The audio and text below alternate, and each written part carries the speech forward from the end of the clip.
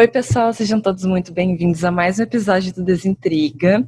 E hoje a gente está com a Mayara Floriani, que é psicóloga clínica e hospitalar, para falar de um assunto bem importante. Mas antes da gente começar a conversar, seja bem-vinda. Você quer se apresentar para o pessoal? Oi, Lari, tudo bem? Gente, meu nome é Mayara, sou psicóloga. Atualmente eu estou trabalhando como residente no Hospital Universitário da UFSC e trabalho principalmente, como eu trabalho na maternidade como um todo, na saúde da mulher e da criança, eu trabalho muito com gestantes, puérperas, que são as mulheres que acabaram de ter bebezinhos. Trabalho na UTI neonatal, então com os bebês que têm alguma condição clínica mais grave, que vão para lá. Enfim, é um universo, assim. E também atendo na clínica, principalmente mulheres, gestantes, casais grávidos, e adolescentes, a transição para parentalidade, um monte de coisa, assim.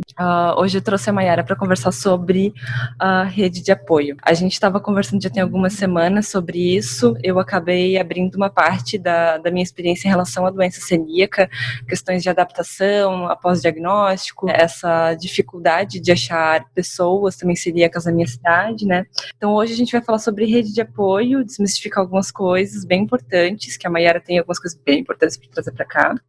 Mas antes da gente começar, quando eu fui diagnosticada com a doença celíaca em janeiro de 2018, eu acho que todo mundo que foi diagnosticado, conhece alguém que foi diagnosticado com ADC, escuta esse relato de parece que acontece um chacoalhão na árvore da vida, é um divisor de águas. Tem pessoas e amigos que vão entender essa condição, ela vai mergulhar junto contigo para estudar sobre isso, se informar sobre todos os detalhes da doença celíaca, sobre a contaminação cruzada, vão abraçar a causa contigo, vão procurar restaurantes sem glúten para ir contigo e assim por diante. Então vão tomar todos os cuidados, vão se informar, vão tirar as dúvidas contigo. Mas ao mesmo tempo vai ter uma quantidade, uma parcela de pessoas na vida, tanto amigos quanto familiares, que às vezes vai ter um pouco mais de dificuldade de entender sobre isso e às vezes não vai reagir tão bem. Tem gente que acha que é besteira, que é frescura, que é mimimi, E aí acontece realmente esse momento de alguns amigos continuam contigo nessa jornada e alguns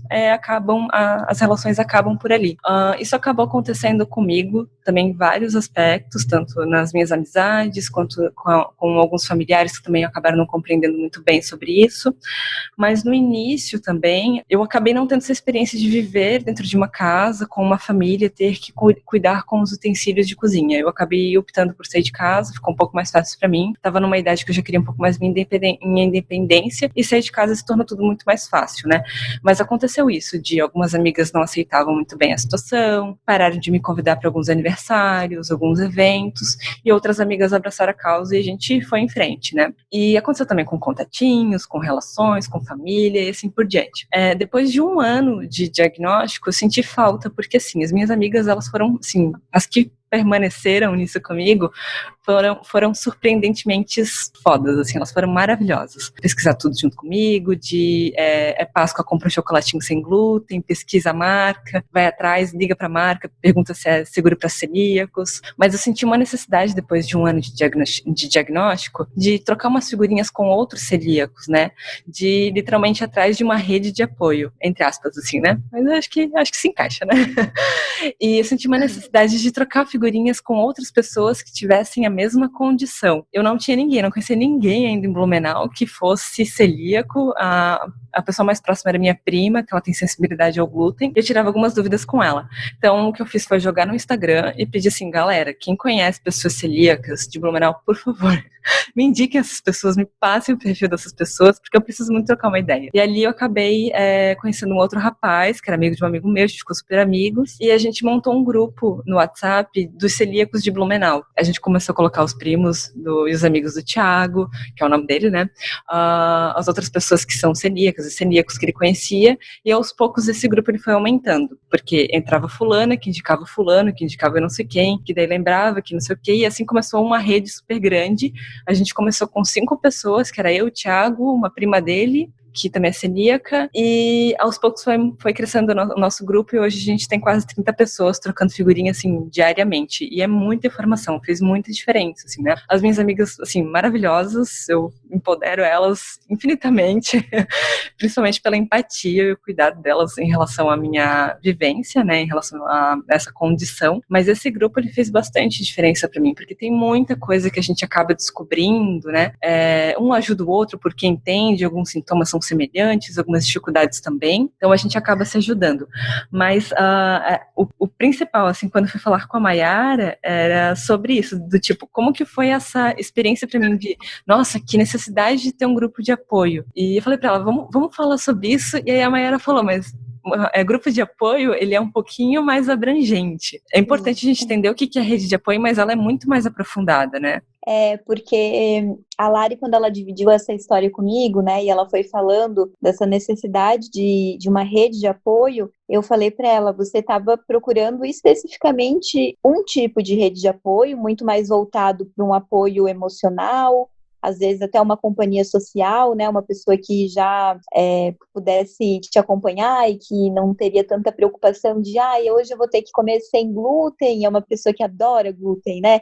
Então, assim, não sei, ela foi me falando e eu fui pensando, ela foi querendo especificamente um tipo de rede de apoio. E eu queria conversar um pouquinho com vocês, né, para explicar, então, o que é rede de apoio, né? A rede de apoio, ela não necessariamente vai ser o seu amigo, né? Será o seu amigo, será aquela pessoa que você convive. Uma rede de apoio, ela é muito maior que isso. Ela é uma pessoa que te presta alguma assistência de alguma forma, né? E aí eu queria falar um pouquinho para vocês aonde que a gente pode encontrar essas redes de apoio, para além do que a gente está acostumado, né? Então, a gente consegue encontrar essas redes de apoio, claro, nas amizades e na família, que é onde a gente costuma mais procurar, mas a gente também consegue achar nas relações de trabalho ou de estudo, né? Às vezes é aquele nosso colega que trabalha com a gente, que traz uma marmitinha, né? Olha só que legal, encontrei em tal lugar essa marmita e dizia que não tinha glúten, lembrei de você. Ou às vezes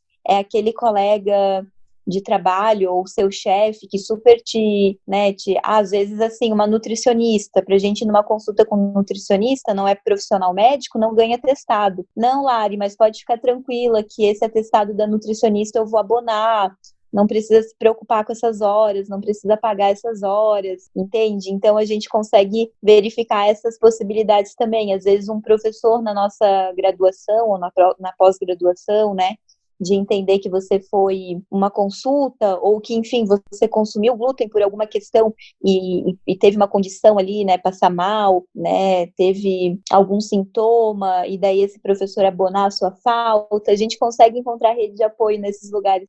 A gente também tem as relações com o sistema de saúde, né, então profissionais de saúde ou o próprio SUS, né, da gente conseguir encontrar profissionais especialistas na doença celíaca, nutricionistas, médicos, psicólogos, né, profissionais que tenham um maior conhecimento sobre o que é essa doença, qual que é o impacto que ela tem na vida dessa pessoa, né, então também pode ser uma rede de apoio, relações comunitárias, né, então acho que o que a Lari foi buscar também, ela criou ali um grupo de WhatsApp, ela criou uma rede para ela, uma comunidade, né, então ali também pode ser uma rede de apoio, e a gente tem os níveis de intimidade, então, dessa rede de apoio, né? Essas redes, elas podem ser de uma relação mais íntima, então é aquele grupo significante da sua vida, que você troca muita experiência, que você convive com bastante constância, ou elas são relações sociais, né, que você tem um contato pessoal, que você vê esporadicamente, mas que quando você vê é uma relação importante, significativa para você, ou aquele conhecido, assim, que são umas relações mais distantes, que você vê de vez em quando, né? Mas que quando você vê também se torna alguém importante para você. Então, acho que isso é muito importante a gente ressaltar, aonde que a gente pode encontrar essas redes, né? Que não são apenas familiares e de amizade, a gente pode explorar outros lugares, e também os níveis de intimidade, né? Que essa relação pode ter. Você não precisa encontrar uma rede de apoio só naquela pessoa que você conversa todos os dias e que você vê todos os dias, né? Você pode encontrar uma rede de apoio em uma pessoa que talvez não esteja no teu cotidiano, na tua rotina, mas que mesmo assim, quando aparece, ela é uma rede de apoio importante, né? Uma coisa bem importante também, que eu acabei esquecendo de falar bem no início, mas é que eu acabei fazendo esse relato, tanto aqui no podcast quanto para Maiara, em relação à minha vivência, né, com a doença celíaca. Mas esse podcast e esse assunto, ele é absurdamente abrangente. Eu acho que rede de apoio todo mundo precisa, né, Mai? Com certeza. É uma coisa que ali na maternidade a gente trabalha muito da mulher no puerpério, né? O que é essa rede de apoio? Às vezes é a mãe que vem lavar a louça e lavar a roupa para ela poder ficar com o bebê. Às vezes é uma amiga que traz o jantar, porque a mulher não está conseguindo fazer o jantar e o marido, ele está exausto também, porque está trabalhando fora, né? A nossa licença paternidade para homens aqui chega a ser ridícula, são 5 dias, né? Então, para o homem também é difícil trabalhar fora, vir para casa, ajudar a limpar a casa, auxiliar a mulher nos cuidados com o bebê. Então, o que é uma rede de apoio para essa mulher, né? A gente pode pensar em rede de apoio em diferentes contextos, né? O que aquela pessoa necessita e aí entender como que a gente pode formar essa rede de apoio, porque a gente forma uma rede de apoio, ela não vem de graça, ela não vem sozinha, né? Acho que isso é importante a gente pensar também. E é válido para todas as realidades, né? Sendo, no meu caso, doença celíaca, que eu senti uma necessidade em buscar uma rede de apoio, seja alguém com depressão, transtorno de ansiedade, ataque de pânico, ou qualquer outra condição também, né? Ou qualquer outra doença autoimune, pessoas que estão vivenciando um período de luto, sempre todo mundo precisa de uma rede de apoio, no fim das contas, né? Porque sempre vai ter algum perrengue na vida, é impossível ter uma vida linear e feliz e sem perrengues, né? Enfim, eu acho que esse assunto, ele é absurdamente abrangente e é para todo mundo, ele é super válido, assim. Eu acho que é uma conversa super importante essa nossa de hoje. E, mais, já puxando um gancho, né? Eu lembro que tu tinha comentado que existiam alguns tipos de rede de apoio. Tu quer explicar pra gente quais são elas? Isso, eu estava mesmo pensando agora que você foi falando sobre isso, né? E eu percebo que eu sou um tipo de rede de apoio para muitas pessoas, que é acesso a novos contatos. Então, todas as minhas amigas, elas vêm pedir indicação de psicólogo. Eu preciso de uma indicação de psicólogo, por favor, né? Às vezes, obviamente, né, eu não posso atender minhas amigas, não dá para o psicólogo atender alguém que tem um vínculo, né, um contato uma vinculação. Então, elas sempre vêm, às vezes, me pedir essas indicações. Tô precisando fazer psicoterapia, tu consegues me indicar alguém? Então, esse já é um tipo de rede de apoio, é uma pessoa que pode te possibilitar contatos, né, novos contatos. Então, acho que, pensando um pouquinho na tua história, Lari, quando você postou ali no Insta, né, gente, vocês conhecem algum celíaco em Blumenau? Né? E aí essa pessoa que foi te indicar, ela se tornou uma rede de apoio ali para você, se tornando aquela pessoa que te passou o contato É Thiago, o nome daquele seu amigo? O primeiro celíaco indicado foi o Thiago. Isso, então, o Thiago, né? Então, o primeiro que foi ali foi o Thiago, e aquela pessoa que te indicou o Thiago, ela se tornou uma rede de apoio como um acesso a novos contatos, né? Então, às vezes é uma pessoa que vai te passar um profissional que ela respeita e que ela acha que é um profissional de qualidade para te atender, né? Então, esse é um tipo de rede de apoio. Outro tipo de rede de apoio é o que a gente chama de guia cognitivo e de conselhos, né? A Lari estava falando um pouquinho comigo que ela tem uma conhecida, né, que ela tem intolerância a glúten. Então, ela não é uma pessoa que se encaixa ali na doença celíaca, mas, ao mesmo tempo, ela tem algumas restrições com o glúten, né? E daí a Lari estava me contando que ela trocava bastante figurinha com ela, de perguntar algumas questões, de como que ela lidava, né? Então, a Lari tornou essa pessoa uma rede de apoio voltada para esse tipo, né? Um guia cognitivo e de conselhos, uma pessoa que vai trazer um pouco da experiência dela, vai falar um pouquinho sobre o que ela fez em determinadas situações, né? Esse é outro tipo de rede de apoio. Uma outra rede de apoio muito importante, que às vezes a gente esquece, né? É a ajuda material e de serviço. Então, às vezes a pessoa ela não consegue te apoiar de outro jeito, né? Dando conselhos, às vezes sendo aquela pessoa que sai com você para ir jantar num restaurante sem glúten, porque ela não se vê fazendo isso, né? Ela, nossa, eu adoro comer uma macarronada, eu amo comer sushi, eu amo comer, sei lá, um monte de coisa que tem glúten. Bah, eu não consigo, Lari, te acompanhar num jantar. Mas olha só, eu consigo te ajudar com um jogo de panelas. Eu sei que tem, como que você falou, Lari, infecção cruzada? Contaminação cruzada.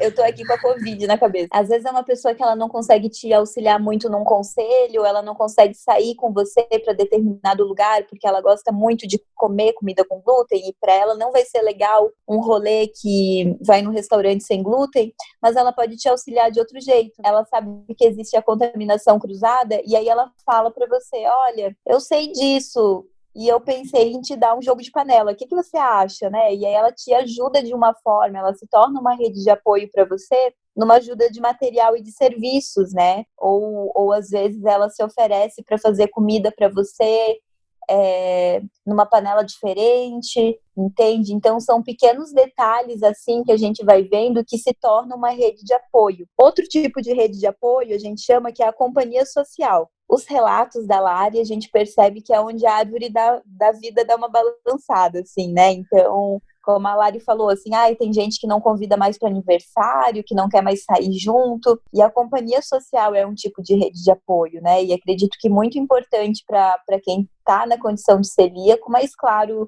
isso pode ser ampliado para todas as áreas da vida, assim. De uma pessoa que sai com você, que aceita suas limitações, que está ali curtindo o momento com você. E pensando no gancho da companhia social, existe também um outro tipo de rede de apoio, que é a pessoa que faz a regulação e o controle social. Então, às vezes, é uma pessoa que você... nossa, faz 3 semanas que a Lari não posta nada no Instagram, meu Deus. E aí dá um oi para ela e pergunta, e aí, como é que você tá? Vamos sair para fazer alguma coisa? Você tá saindo? Você tá vendo gente, né? Ou você tá só em casa? E esse é um tipo de rede de apoio muito importante para as pessoas que têm depressão, né? Às vezes pessoas que ficam por um longo período em um episódio mais deprimido, né? Para pessoas com transtorno de bipolaridade também, de vir alguém que fica perguntando como que tá, se quer sair, se quer fazer alguma coisa, oferece possibilidades, né? Então esse é um tipo de rede também. E por último, e o que eu acredito que as pessoas mais acreditam ser rede de apoio, que é o apoio emocional, né? Às vezes é aquela pessoa que você quer um acalento, que vai te acolher no momento de sofrimento, no momento de angústia, né? Às vezes que você precisa reclamar de alguma situação, você precisa desabafar, é aquela pessoa que você tem assim em mente e pensa, eu vou falar com aquela pessoa porque ela me acolhe bem, ela me escuta, né? Ela tá sempre do meu lado para ouvir o que eu tenho para falar. Então esse é um apoio emocional. Até antes da gravação, eu e a Mayara, a gente estava conversando e eu falei para ela que até eu ir conversar com ela, tinha uma imagem sobre a rede de apoio. A gente automaticamente vincula muito as questões emocionais mesmo, né?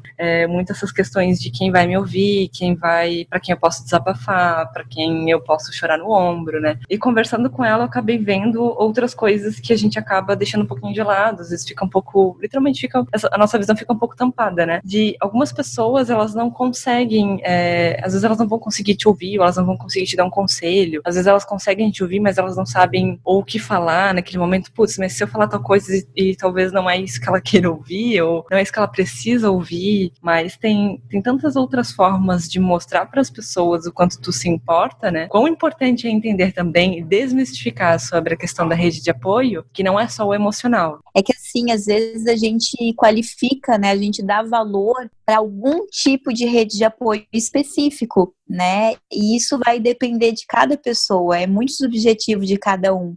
Eu sou uma pessoa que valoriza muito, muito, muito o apoio emocional e o guia cognitivo de conselhos, né? Eu gosto muito desse tipo de apoio, mas também eu não sou muito o tipo de pessoa que pede ajuda material, né? Então, às vezes eu tô precisando de alguma coisa, assim, e eu não sou muito esse tipo de pessoa, e quando alguém percebe e me oferece ajuda material, eu fico, meu Deus, olha só, eu não esperava esse tipo de coisa, sabe? Então, é tão gostoso a gente entender que cada pessoa tem o seu jeitinho e a sua possibilidade de apoiar, né? Que não dá pra gente exigir do outro exatamente o que a gente quer. A gente precisa entender que, às vezes, o outro vai dar o que ele pode dar. E às vezes não vai ser conseguir te escutar por horas falando sobre um problema, mas ele vai se apresentar de outra forma. Às vezes numa regulação e num controle social, às vezes como companhia social, te levar para sair, para fazer alguma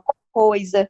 Às vezes ele vai falar, olha, Lari, eu não consigo te ajudar com isso, mas eu conheço alguém que vai poder te ajudar. E aí ele se torna uma rede de apoio ali, como acesso a novos contatos, né? Acho que é importante a gente ter essa visão mais ampliada do que é uma rede de apoio. Inclusive, consegui até identificar algumas situações que não tive apoio emocional, mas acabei tendo um outro tipo de suporte, né? Eu tive uma amiga minha de muitos anos que, quando fui diagnosticada, a gente saiu para tomar um suco. Na verdade, a gente saiu para tomar um açaí, mas eu, chegando no local, eu falei, olha, sabe que eu não vou poder tomar um açaí aqui e tal, porque tem, assim, vários riscos de contaminação, né? Cruzada por questões de glúten e não é um ambiente tão seguro. Então eu vou pegar alguma coisa enlatada, né? Tipo uma coca, algum refrigerante ou até mesmo uma água, né? E ela ficou um pouco assim impactada naquele momento, porque foi a primeira vez que a gente saiu após o diagnóstico. E ela ficou, tá, mas como assim? Você não sabe? Como assim? E ela foi uma pessoa que acabou... ela teve muita dificuldade para me chamar para outras coisas, né? Para aniversários, para rolês, pra gente sair para comer, para conversar. Mas quando eu falei para ela que eu estava decidindo sair de casa para morar sozinha, porque ia ser muito mais fácil, ia literalmente começar tudo do zero, ia comprar os meus utensílios bem devagar, ela foi uma pessoa que ela me deu, por exemplo, uma cafeteira. Mas assim, a minha maior identificação em relação a essa ação dela veio tipo agora, com essa questão, com essa conversa, né? Entender de que não é só realmente as questões emocionais. Eu não vou ter um suporte dela em relação a isso. Não é uma pessoa que eu posso ligar chorando e falando, meu Deus, sabe, sei lá, de contaminação cruzada, eu tô passando muito mal e tal. Eu vou ter outros amigos que vão servir como esse suporte. Mas ela, de alguma forma, ela me ajudou de alguma forma, sabe? A forma como ela podia. É bem legal e bem importante a gente identificar isso, né? Entender um pouquinho mais e conseguir ter essa visão das pessoas também, né? Perfeito, Lari. Eu acho que esse teu exemplo foi cirúrgico, assim, sabe? Foi muito pontual, porque é um pouco disso, assim, você saiu de casa, né? Essa decisão de sair de casa, claro, tem várias outras coisas que provavelmente te motivaram, mas uma delas foi a questão de você querer cozinhar, né? Ter o seu ambiente, não ter esse problema de a sua mãe utilizar uma panela e depois você usar aquela ali. Isso acontece com várias pessoas, acredito, né, que convivem com outras pessoas que não possuem o diagnóstico de doença celíaca. Então, o que ela pensou? Poxa, ela tá se mudando, ela vai ter que comprar 1000 coisas, ela vai ter que fazer 1000 coisas, ela tá se mudando muito por uma motivação, né, de querer morar sozinha, de poder ter um maior controle sobre a sua alimentação. O que eu posso fazer agora? Ela deu ali uma ajuda material, né, acho que isso é bem importante de conseguir reconhecer. Outra coisa que eu e a Lari, a gente viu conversando em off também, né, dessa importância de compreender o que é uma rede de apoio e fazer um mapeamento. E isso é uma coisa que a gente faz muito na clínica, né, na psicoterapia, assim, quando uma pessoa, não sei se você que está ouvindo já passou por isso, assim, mas aquela sensação de, ai meu Deus, eu tô sozinha no mundo, ninguém me entende, ninguém consegue me ajudar, eu não tenho ninguém nesse mundo, é uma sensação, perpassa muitas condições, tá? Então, assim, não é só para quem tem a doença celíaca, não é só para quem tem depressão, não é só para uma mulher no pós-parto, isso acontece com várias pessoas, né? Uma pessoa comum, como eu, como a Lari, como você, como todos, né, nessa existência.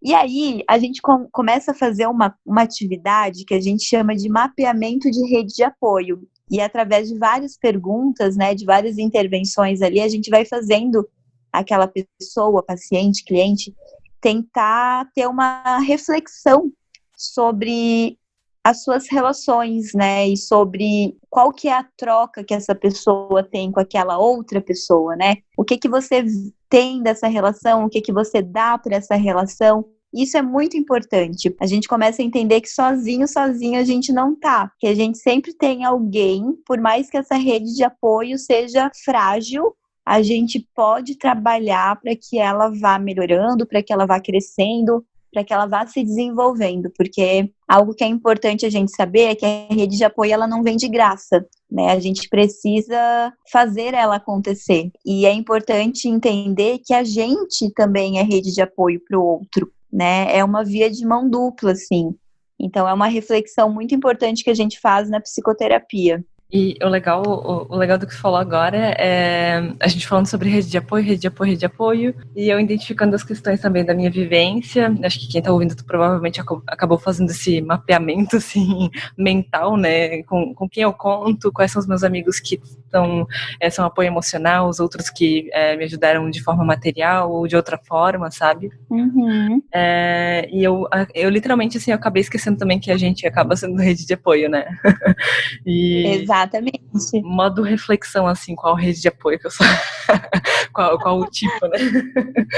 Lari, eu aposto que você provavelmente deve ser todas elas para pessoas diferentes, né? A gente tem um pouquinho disso, assim, pessoas que a gente consegue acolher mais, que a gente tem mais intimidade, outras que a gente pensa, ai, com essa amiga aqui eu não vou gastar meu dinheiro, mas com aquela lá eu gasto, entende? A gente tem esse nosso jeitinho e ele se encaixando em vários lugares, assim, com pessoas diferentes. E se alguém também precisar, ou tá com dificuldade de mapear uma rede de apoio, ou se tá com dificuldade de alguma coisa, de, por exemplo, voltando à história que eu contei lá no início do podcast, né?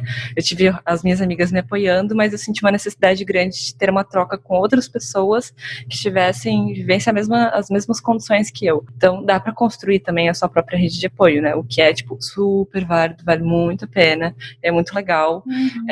Eu acho que, assim, todas as redes de apoio, elas são, por mais que a gente não tenha o apoio emocional de todo mundo, né, eu acho que a gente acaba cobrando um pouco isso, até demais, um pouco da sociedade, dos nossos amigos, né, das pessoas que estão próximas, né, ai meu Deus, mas você não me entende, você não me escuta, você não me, sabe, eu não posso chorar na tua frente, mas, tipo, literalmente, acho que todo mundo tem o seu papel, né, cada amigo tem o seu perfil, tem o seu papel, e construir uma rede de apoio também assim, como foi o caso ali do grupo no WhatsApp, foi de grande valia. Eles me ajudam de uma outra forma, né?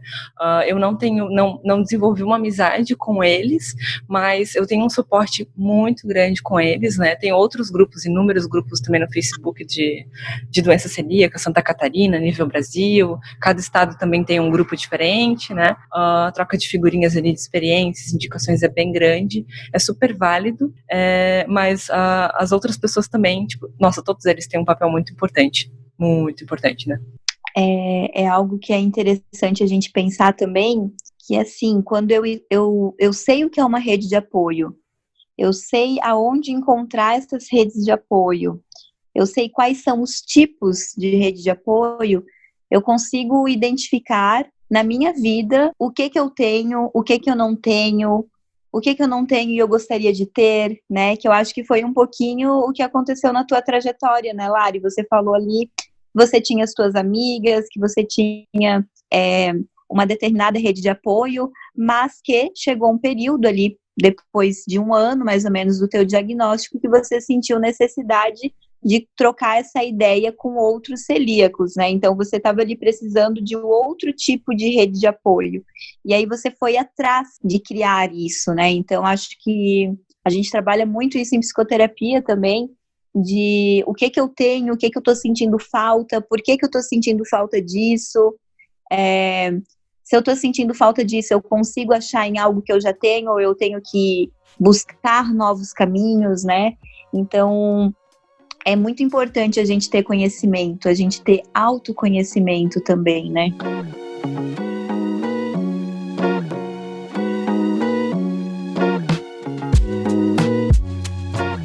Então, gente, espero que vocês tenham gostado do podcast com a Maiara. Achei um tema super importante, precisava muito ser desmistificado.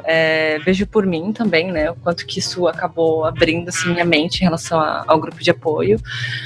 Maiara, obrigada pela participação, por ter vindo conversar com a gente e ter explicado sobre todos os tipos de rede de apoio, ter ajudado a desmistificar tudo isso. Imagina, eu que agradeço o convite, eu fico muito feliz de ser convidada, assim, porque acho que a psicologia, ela ainda é vista muito a psicologia clínica, né? Aquela pessoa que tá o psicólogo e o paciente ou o cliente, e na verdade a gente pode atuar de diversas formas, né? A psicoeducação, a educação em saúde, ela também é muito importante, e eu adoro ter essas participações porque de alguma forma contribui para o desenvolvimento e para o autoconhecimento das outras pessoas, né? Eu gosto muito de consumir esse tipo de informação e de conteúdo, né? E fico muito feliz quando eu sou convidada para participar também. Obrigada, Mai. Obrigada mesmo.